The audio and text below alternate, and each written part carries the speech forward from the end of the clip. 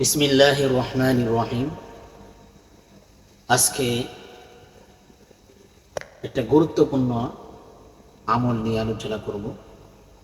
এটা প্রত্যেকটা মুসলমান নরনারীর জন্য আমলটা করা প্রয়োজন।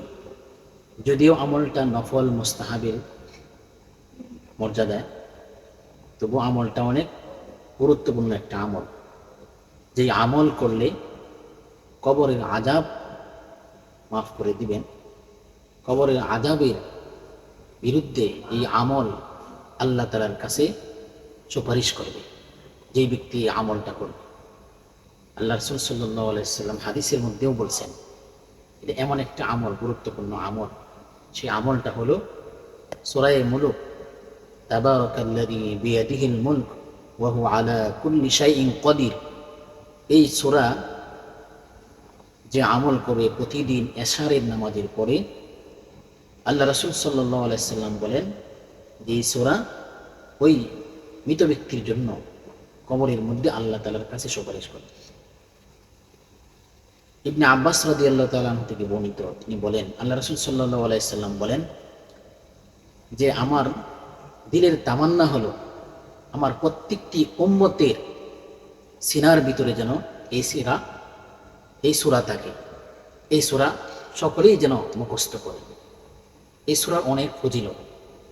হযরত আনাস রাদিয়াল্লাহু তাআলা আনহু থেকে বর্ণিত, তিনি বর্ণনা করেন আল্লাহ রাসূল সাল্লাল্লাহু আলাইহি সাল্লাম সাহাবায়ে কেরামদেরকে বলতেছেন, আমার সাহাবীরা, অনেক আগে তোমাদের মধ্যে থেকেই একজন মানুষ মারা গেছিল, যার সিনার ভিতরে শুধু আল্লাহর কোরআন থেকে শুধু এই সূরাই কি ছিল, তার সিনার ভিতরে ছিল।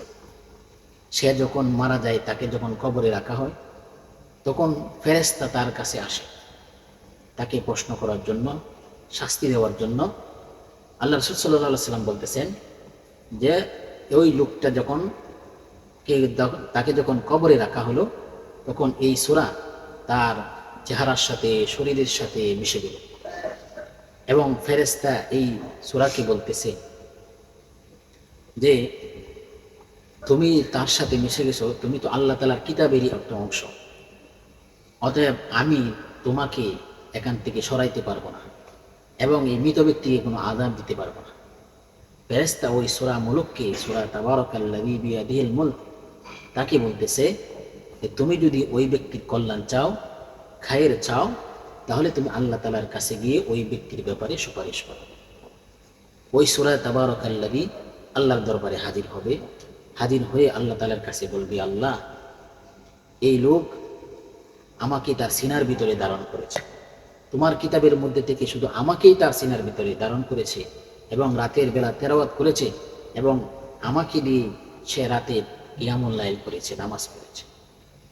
এখন তুমি যদি তাকে আগুনে জ্বালাও, শাস্তি দাও, তাহলে আমাকে তোমার কিতাব থেকে সরাই দিতে হবে। ওই সূরা যখন আল্লাহ তাআলার দরবারে এইভাবে ওই ব্যক্তির জন্য সুপারিশ করবে, আল্লাহ তাআলা ওই ব্যক্তির ব্যাপারে ওই সূরার সুপারিশ আল্লাহ তাআলা কবুল করবে। সুবহানাল্লাহ। এবং আল্লাহ তাআলা ওই সূরাকে বলবেন, যাও, আমি ওই ব্যক্তিকে তোমার হাওলা করে দিলাম, এবং তোমার সুপারিশ আমি কবুল করলাম এবং মাফ করে দিলাম।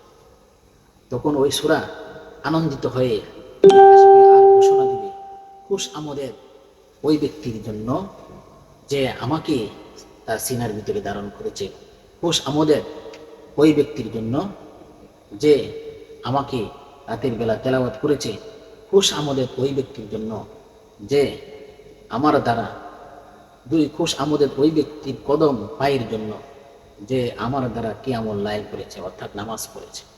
আল্লাহ রাসূল সাল্লাল্লাহু আলাইহি সাল্লাম এই হাদিস যখন সাহাবীদের মাঝে বয়ান করলেন, তখন সাহাবীদের মধ্যে ছোট বড় সকলেই, গোলাম আজাদ সকলেই এই সূরা মুখস্থ করে নিলেন, ইয়াদ করে নিলেন, এই সূরা মুখস্থ করে নিলেন, সকলেই এর আমল শুরু করে দিলেন।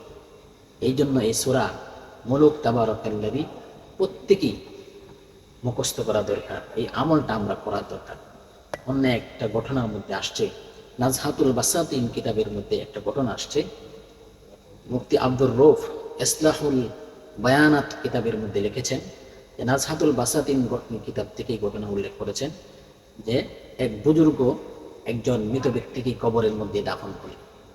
দাফন করে যখন তারা সকলেই কবর থেকে ফিরে আসতেছে, তখন পিছন দিয়ে কবর থেকে একটা বিকট আওয়াজ আসলো।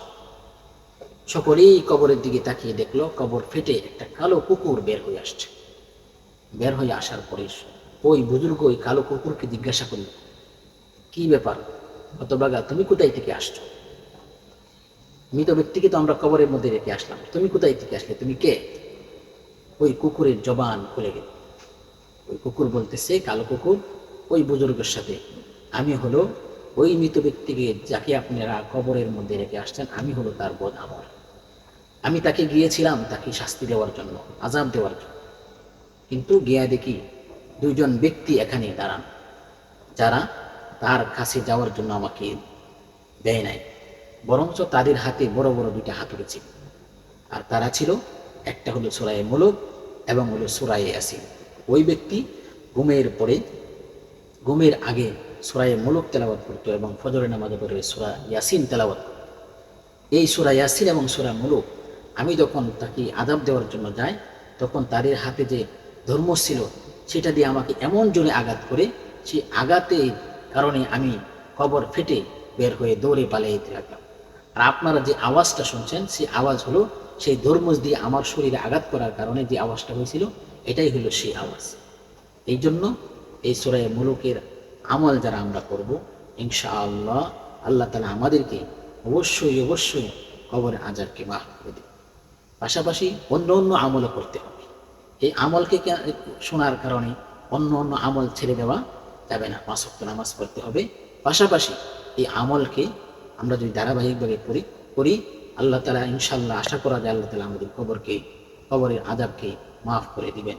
ওয়া আখিরি দাওয়ানা আনিল হামদুলিল্লাহি রাব্বিল আলামিন।